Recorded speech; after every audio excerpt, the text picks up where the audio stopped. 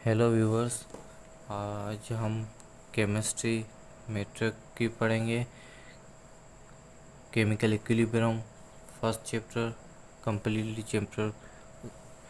Chemical equilibrium क्या है, पहले हम आते हैं डेफिनेशन पे। इक्विलिब्रियम की definition: this state in which forward reaction rate and reverse reaction rate are equal is known an equilibrium.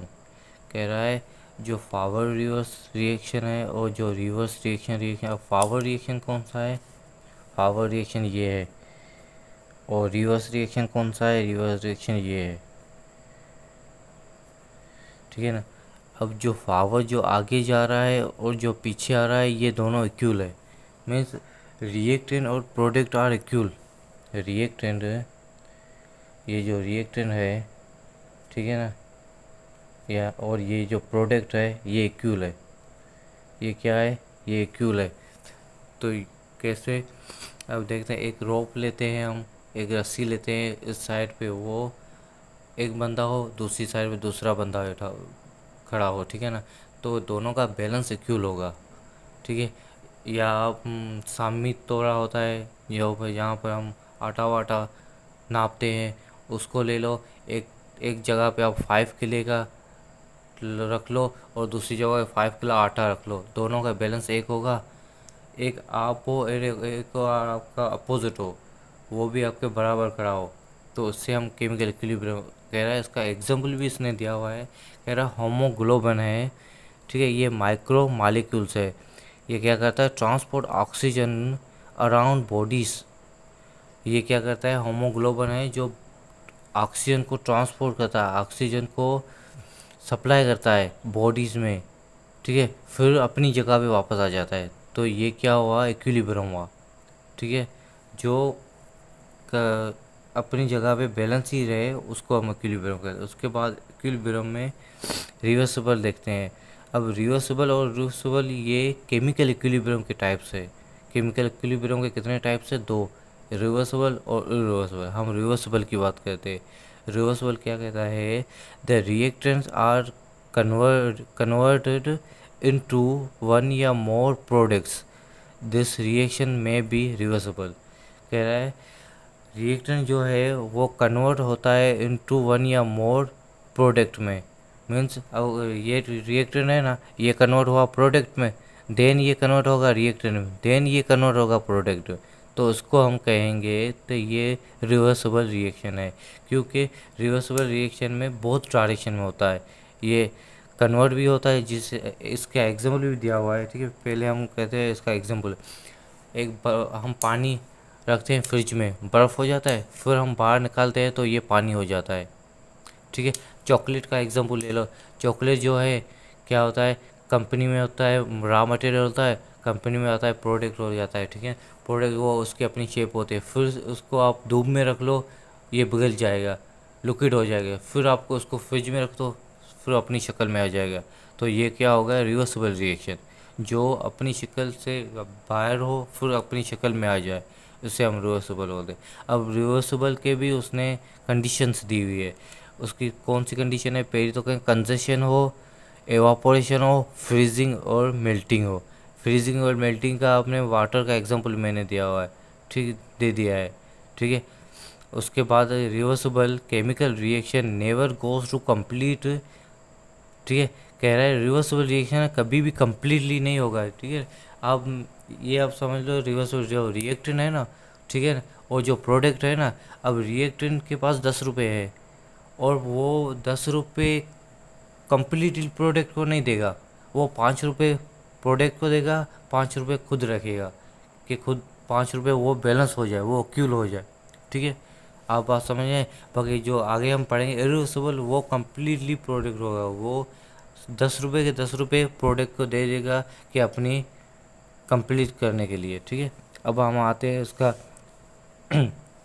इसके 2 क्वेश्चन दी हुई है रिवर्सिबल की।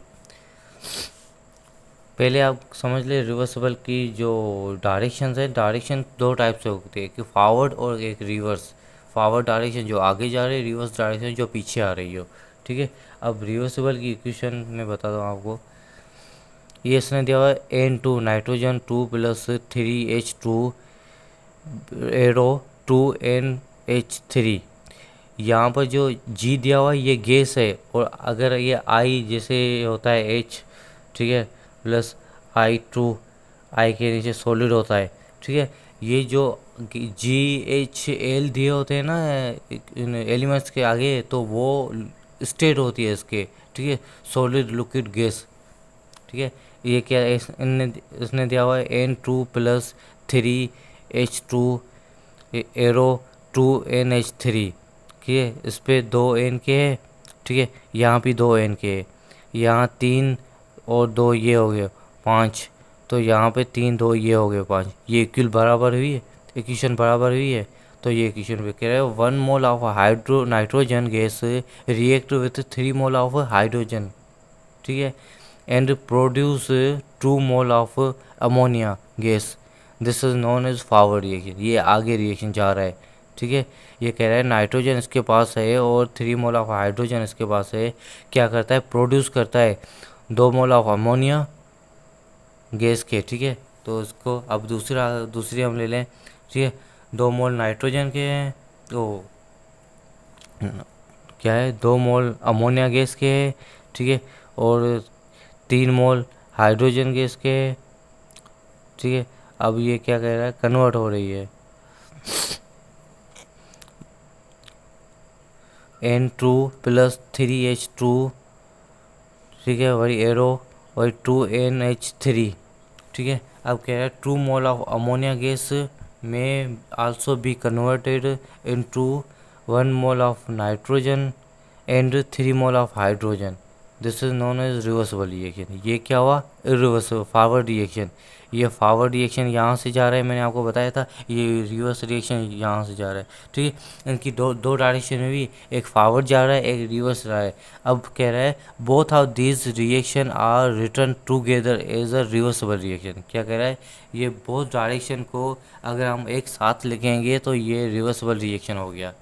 बात समझ में आएगी, ये लिखा भी हुआ है नीचे, ठीक है, ये नीचे लिखा भी हुआ है, ठीक है। N2+3H2 ये हाफ एरो, इसको हम क्या कहेंगे, ये जो एरो है ना ये कम्प्लीटली एरो है, अब हम इसको सिंगल हेडेड एरो कहेंगे, इसको हम क्या कहेंगे, सिंगल हेडेड एरो, और इसको हम कहेंगे हाफ डबल हेडेड एरो, इसको हम क्या कहेंगे, एरो को हाफ डबल हेडेड एरो, ठीक है। अब हम आगे चलते हैं, रिवर्सिबल समझ में आ गया। रिवर्सिबल जो बहुत डायरेक्शन में जा रहा हो और जो उसको कम्प्लीटली कभी भी ना हो वो, ठीक है, वो रिवर्सिबल है। और जो कम्प्लीटली हो, जो एक डायरेक्शन में जा रहा है, वो इरिवर्सिबल रिएक्शन है। इरिवर्सिबल रिएक्शन में आते हैं, रिवर्सिबल रिएक्शन की दो खासियत है, एक तो वो जो इक्वेशन है वो इक्वल हो, ठीक है, उसके बाद उसमें ये 2 एरोज हो, हाफ हेडेड एरोज हो, उसके बाद क्या कह रहा है, वो दोनों डायरेक्शन में जा रहा हो, कभी इधर भी जा रहा हो, कभी फॉरवर्ड भी जा रहा हो, कभी रिवर्स भी जा रहा हो, ठीक है। अब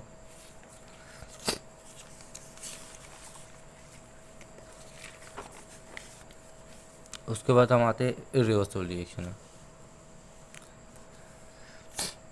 इरिवर्सिबल रिएक्शन या नॉन रिवर्सिबल रिएक्शन, बात सेम ही है। अब इसकी डेफिनेशन है, reactant convert to product and can convert back to the reactant. ये क्या कह रहा है, कह रहा है जो रिएक्टेंट है वो प्रोडक्ट में अगर कन्वर्ट हो गया तो वापसी वो रिएक्टेंट में कन्वर्ट नहीं होगा, ठीक है, क्योंकि ये इक्वेशन दी हुई है H2+I2 2HI, ठीक है, ये है। अब ये अगर ये कन्वर्ट हो गया तो ये वापसी फॉरवर्ड नहीं होगा, क्यों नहीं होगा, तो ये पूरा कंप्लीट हो जाता है, ठीक है, ये पूरा कंप्लीट हो जाएगा तो ये वापसी नहीं आएगा, ठीक है। अब और दूसरी बात, इरिवर्सिबल रिएक्शन पे एक एरो होती है, सिर्फ सिंगल हेडेड एरो। उसके बाद इरिवर्सिबल रिएक्शन में जो इक्वेशन है वो क्या कहते हैं, बैलेंस नहीं होगी, वो इक्वेशन बैलेंस नहीं होगी। ठीक है, एग्जाम्पल में देता हूँ आपको। मैंने लिखा है N2 प्लस, क्या लिखूँ, H2। अब ये मैं दे रहा हूँ 2NH3, ये मैंने लिखा। अब कह रहा है दो एटम, दो एटम है नाइट्रोजन के, दो एटम है हाइड्रोजन के। यहाँ पर कह रहा है दो एटम नाइट्रोजन के, ठीक है, और ये दो मोल, मोल दिया हुआ है ना, ये मोल नाइट्रोजन पे भी हो गए और ये मोल हाइड्रोजन पे भी हो गए, इनके ये बराबर हो गया। अब ये थ्री एटम जो है मोल है हाइड्रोजन के, तो ये इक्वेशन बराबर नहीं हुई। अब मैंने बात समझ में आई। इरिवर्सिबल में इक्वेशन भी बराबर नहीं होगी, उसके बाद सिंगल हेडेड एरो होगा और ये कम्प्लीटली प्रोसेस होगा। ठीक है, अब हम थे केमिकल इक्वेशन में, chemical equilibrium. A process where forward and reverse reaction occur at equal rates. Not all chemical reaction are reversible.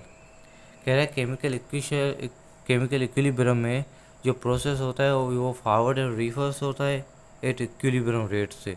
But कह रहा है all chemical reaction are reversible. ये तो जो भी केमिकल रिएक्शन है वो लाजमी नहीं है कि वो रिवर्सिबल हो। ठीक है, अब आते हैं टाइप्स ऑफ, उसके बाद आते हैं types of chemical reaction. Chemical reaction के दो टाइप्स है जो मैंने आपको बताए थे। ठीक है ना, एक है रिवर्सिबल और दूसरा है इरिवर्सिबल। रिवर्सिबल तो मैंने आपको बताया था। ठीक है, रिवर्सिबल में कंप्लीट प्रोसेस नहीं होता है, और दूसरा रिवर्सिबल का दो हाफ हाइडेड एरो होती है, और इरिवर्सिबल में कम्प्लीटली एरो होती है। ठीक है, उसके बाद direction of, two types of direction, एक फॉरवर्ड डायरेक्शन और रिवर्स। फॉरवर्ड डायरेक्शन आगे जाती है, रिवर्स डायरेक्शन पीछे आती है। ठीक है, ये उसकी एरो की दी हुई है। उसके बाद हम आते हैं डायनामिक इक्विलिब्रियम। डायनामिक इक्विलिब्रियम में क्या कहता है, reaction rate depends on the concentration of the reactant. At the beginning, the quantity of reactant is high and the rate of product formation is high. As the reactant amount decreases, the rate of reactant transformation also decreases, and rate of product formation decreases. After the certain time, the concentration of reactant and product become constant, and this state is called dynamic equilibrium. अब ये क्या कह रहा है, जो ये dynamic equilibrium में जो रिएक्शन होता है ये डिपेंड होता है कॉन्सेंट्रेशन ऑफ रिएक्टेंट पर। ठीक है, एट द बिगिनिंग जब शुरुआत होती है तब रिएक्टेंट हमारा हाई होता है, and the rate of product formation is high. जब हमारा रिएक्टेंट हाई होता है तो हमारा प्रोडक्ट हाई होता है। As the reactant amount decrease, अगर रिएक्टेंट कम हुआ, the rate of reactant transformation also decrease, तो वो खुद ही डिक्रीज हो जाएगा आस्ते स्लोली। ठीक है, the rate of product formation decrease, अगर रिएक्टेंट डिक्रीज हुआ तो प्रोडक्ट भी डिक्रीज होगा, and the rate of product formation decrease. After certain time the concentration of reactant and product become constant. कुछ वक्त के बाद, ठीक है ना, तो ये ये दोनों डिक्रीज हो जाएंगे, ये दोनों इक्वल हो जाएंगे। ठीक है, ये क्या होंगे, बिकम कांस्टेंट, मतलब बराबर हो जाएंगे। This state is called dynamic equilibrium. उसके बाद उस पॉइंट को हम कहेंगे डायनामिक इक्विलिब्रियम। ग्राफ में मैं आपको समझाता हूँ।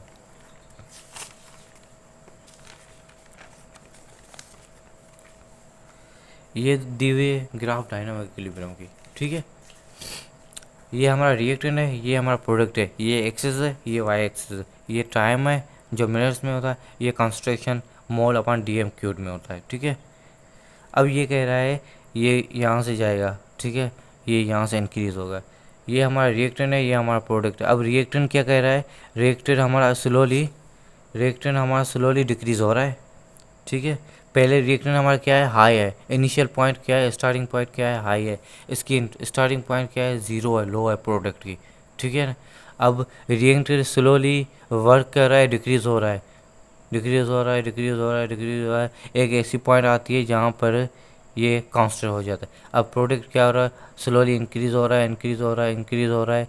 कोई पॉइंट आती जाती है जहाँ पर ये दोनों कांस्टेंट होते हैं, इक्वल होते हैं, तो उसको हम क्या कहेंगे, कांस्टेंट कॉन्सेंट्रेशन ऑफ इक्विलिब्रियम, इसको हम कहेंगे KC।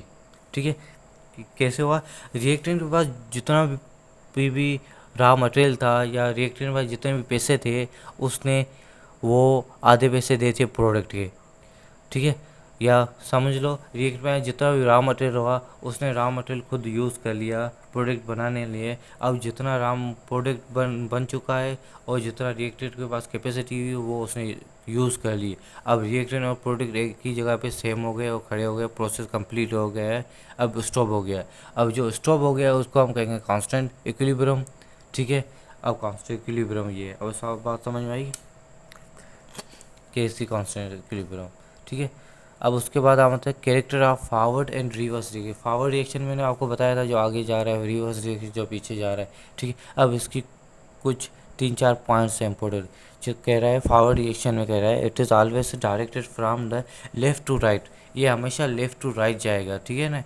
और उसके बाद रिएक्टेंट जो है वो प्रोड्यूस करता है प्रोडक्ट। ऑलवेज यही बात मैंने आपको बताई थी, रिएक्टेंट क्या करता है, प्रोड्यूस करता है प्रोडक्ट को, ठीक है। रिएक्टर क्या करता है, प्रोड्यूस करता है। जो इनिशियल पॉइंट हो रिएक्टर की वो फास्ट होती है but slowly gradually slow down होती है। जब रिएक्टर होता है उसके पास पैसे होते हैं, उसके बाद रॉ मटेरियल होता है, वो ज़्यादा काम करता है जल्दी में, ठीक है। वो हाई होता है, ये ऐसे दिया हुआ है, ये हाई है ना रिएक्टर, वो स्लोली जब वर्क हो जाता है तो ये डाउन हो जाता है। इसके बाद पैसे ख़त्म हो जाते हैं, इसके बाद कैपेसिटी ख़त्म हो जाती है, ठीक है। वो ये स्लोली डाउन हो जाता है। अब रिवर्स पे आते हैं। Reverse is always directed from the right to left. Reverse क्या कहता है, राइट टू लेफ्ट पे जाता है, ठीक है, इन केमिकल इक्वेशन, ठीक है। उसके बाद product produce reactant, reactant production, ठीक है। क्या कहता है, प्रोडक्ट जो होता है वो प्रोड्यूस करता है रिएक्टेंट को, किसे, रिएक्टेंट प्रोडक्ट। अब ये प्रोडक्ट है वो रिएक्टेंट, ठीक है। इनिशियली रेट जो है वो स्लो होता है बट ग्रेजुअली अप होता है। जो इनिशियली रेट जो रिएक्टेंट का है, ठीक है, प्रोडक्ट का है वो स्लो है, ठीक है। और आस्ते आस्ते ही वो उसका तेज़ हो जाता है, ठीक है। ये उसके क्या कहते हैं, इन्वर्सली प्रोपोर्शनल है, ठीक है। रिएक्टेंट शुरू में जो रिएक्टेंट होता है वो हाई होता है और स्टार्टिंग में प्रोडक्ट जो होता है वो स्लो होता है, ठीक है। रिएक्टेंट स्लो हो जाता है, प्रोडक्ट हाई हो जाता है। बात समझ में आ गई। उसके बाद हम आते हैं लॉ ऑफ मास एक्शन पे। लॉ ऑफ मास एक्शन कह रहा है Guldberg a Waage war gave the concept of law of mass action in 1869। Guldberg वो वेज है जिसने लॉ ऑफ मास एक्शन का कॉन्सेप्ट दिया था। अब लॉ ऑफ मास एक्शन क्या कह रहा है डेफिनेशन में, the rate of reaction is directly proportional to the product of the active masses of the reacting substance. कह रहा है जो रेट रिएक्टेंट है वो डायरेक्टली प्रोपोर्शनल है किसके, प्रोडक्ट के, product of active masses of the reactant. Means जब रिएक्टेंट हमारा बढ़ेगा तो प्रोडक्ट भी हमारा बढ़ेगा, एक्टिव मासेस, ठीक है। जब हमारा रिएक्टेंट कम होगा तो प्रोडक्ट भी हमारा कम होगा। बात समझ आएगी, ये क्या कह रहे हैं, डायरेक्टली प्रोपोर्शनल है। ये मना इस पे एक्टिव मासेस पे डिपेंडेंट है, रिएक्टेंट जो है वो प्रोडक्ट पे डिपेंडेंट है। अब रॉ मटेरियल होगा ज़्यादा तो काम ज़्यादा होगा, अगर रॉ मटेरियल कम होगा तो काम कम होगा, ठीक है। एम्प्लॉय वाले कितने भी हो, अगर रॉ मटेरियल नहीं हुआ तो काम हुआ नहीं होगा ना। आगे बढ़ते हैं, ठीक है। Law of mass action also suggest कह रहा है कि that the ratio of reactant concentration product concentration is constant at state of chemical equilibrium. ये सजेस्ट कर रहा है जो लॉ ऑफ मास एक्शन है, द रेशियो जो है रिएक्टेंट का एंड का प्रोडक्ट का, ठीक है, अमाउंट में कंसंट्रेशन मीन्स अमाउंट वो कांस्टेंट है, वो क्यूल है। कहाँ किस जगह पे, केमिकल इक्विलिब्रियम पे। ये इक्वेशन भी दी हुई है। कह रहा है ए जो है प्लस बी जो है वो सी और डी के बराबर है, तो उसको हम क्या कहेंगे, के सी। कह रहा है जो प्रोडक्ट है वो बराबर है रिएक्टेंट के, या जो रिएक्टेंट है वो बराबर है प्रोडक्ट के, जो ये कह रहा है डायरेक्टली प्रोपोर्शनल, ठीक है। अब ये इस पे ये इक्वेशन ड्राइव कैसे हुई है ये आपको मैं नेक्स्ट वीडियो में इंशाल्लाह बताऊंगा, ठीक है। लेकिन हम न्यूमेरिकल सोल्व करते हैं। यहाँ पे न्यूमेरिकल दिया हुआ है, न्यूमेरिकल तकरीबन 3 न्यूमेरिकल है और 2-3 इसके एग्जाम्पल भी दिया है। अब कह रहा है नाइट्रोजन मोनोऑक्साइड गैस है, रिएक्ट कर रही है विद ऑक्सीजन गैस से to form nitrogen dioxide. Nitrogen monoxide react कर रही है ऑक्सीजन से तो क्या बना रही है, नाइट्रोजन डाइऑक्साइड गैस बना रही है। ठीक है, 2 मोल है NO के प्लस 2 एटम है O के, रिएक्ट कर रहा है 2 अमोन NO 2NO बना रही है। ठीक है, उसके बाद अब ये इसकी वैल्यू भी दी हुई है, कह रहा है NO की वैल्यू है 0.0542 मोल डेसीमीटर क्यूब। उसके बाद O2 की वैल्यू है 0.1267 मोल डेसीमीटर क्यूब। उनके बाद NO2 की वैल्यू है 50.5। अब इक्वेशन हम ये लेंगे, फार्मूला ये लेंगे हम। ठीक है, प्रोडक्ट रखेंगे। अब इसमें प्रोडक्ट कौन सा है, प्रोडक्ट ये है, ऑलवेज प्रोडक्ट ये है, हमें मैंने बताया था ये क्या है, रिएक्टेंट है, ये प्रोडक्ट है। ठीक है, तो हम पहले क्या उठाएंगे, प्रोडक्ट उठाएंगे। प्रोडक्ट की वैल्यू कितनी दी हुई है, 15.5 दी हुई है, तो हम इसको करेंगे 15 ठीक है मोल डेसीमीटर क्यूब। उसके बाद हम रिएक्टेंट लेंगे। अब रिएक्टेंट में क्या पहले आ रहा है, NO क्या आ रहा है, NO क्या है 0.0542। ठीक है, उसके बाद O आ रहा है, O की कितनी है तकरीबन 0.12 से। एक बात इसमें नोट कर लेना, जो मोल दिए हुए ना वो पावर में ऊपर कन्वर्ट होंगे। ठीक है, वो पावर में कन्वर्ट हो जाएंगे जो मोल दिए हुए सिर्फ। और जो एटम्स दिए हुए ना ये यहाँ पर N2 दिया हुआ है, ये ऑक्सीजन 2 दिया, इसमें इसको कुछ भी नहीं करेंगे हम, ये ऐड नहीं करेंगे। ये ऐड करेंगे तो आपकी वैल्यू चेंज हो जाएगी। आप सिर्फ ये जो मोल है ना, जो मोल दिए हुए ना, ये हम कन्वर्ट करेंगे पावर में। अब NO पे भी मोल दिए हुए तो हम NO पे मोल रखेंगे बस। ये हमने इस पे भी मोल रखा और ये इस पे भी मोल रखा। O2 है ना जो, इस पे मोल नहीं रखा, नहीं रखेंगे हम। ठीक है ना, अब ये कितना होगा, 15 को हम मल्टीप्लाई करेंगे 15 से, कितना बनेगा, हिसाब करके बताओ, हिसाब करके बताओ। ठीक है, जितना भी बनेगा 60 तकरीबन 165 या 168 बनेगा, 168 बनेगा। उसके बाद हम इसको यहाँ से करेंगे, हम ये करेंगे, इसको प्ले करेंगे 5 से 10 तकरीबन इनकी वैल्यू भी 0.78 तकरीबन इतनी ही आनी चाहिए। ठीक है, तो अब बस मेरी बात समझ लो, ये ऐसे सॉल्व होगा। बस इसको आप सॉल्व करेंगे, कैलकुलेशन करेंगे तो आपका जवाब निकल जाएगा। वो जवाब होगा हमारा मोल डेसीमीटर क्यूब में, क्योंकि ये बता रहा है जो उसका यूनिट केसी का यूनिट है, जो लॉ ऑफ मास एक्शन का यूनिट है, वो मोल डेसीमीटर क्यूब में है। ठीक है, तो ये बात आप समझ ले। बस इसको सोल्व करेंगे तो आपको जवाब। एक इक्वेशन और भी सोल्व करते हैं। ठीक है, अब एक इक्वेशन ये है, मैंने दिया हुआ है आपको H2 प्लस आयोडीन। ठीक है, उसके बाद 2HI। ठीक है, अब इसमें मैंने मास भी दिया हुआ है। अब H का मास मैंने दे दिया हुआ है 0.250। ठीक है, उसके बाद I2 का भी मैंने मास दिया हुआ है 0.127। उसके बाद इसका भी मैंने मास दिया हुआ है आपको 2HI तकरीबन 0.571। अब हम सोल्व करेंगे, हमने क्या रखेंगे, प्रोडक्ट अपन रिएक्टेंट रखेंगे हम, प्रोडक्ट अपन रिएक्टेंट। ठीक है, बस ये पुट करो। अब प्रोडक्ट पे क्या है, इसमें ये है। अब प्रोडक्ट की हम वैल्यू किया थी 0.571 है। अब इसको पावर है, ये मोल जो है वो पावर में कन्वर्ट हो जाएंगे। उसके बाद H2 की वैल्यू रखेगा, H2 की वैल्यू क्या है 0.20। अब इस पर कोई पावर नहीं है तो नहीं रखेंगे हम, कोई मोल नहीं है। इसके बाद I2 की वैल्यू रखेंगे 0.125। अब बस इसको आप सोल्व करेंगे तो आपको उसका आंसर जवाब मिल जाएगा। समझ आ गई बात? अगर कुछ भी समझ नहीं आए कमेंट सेक्शन में पूछ सकते हो आप हमसे। थैंक्स।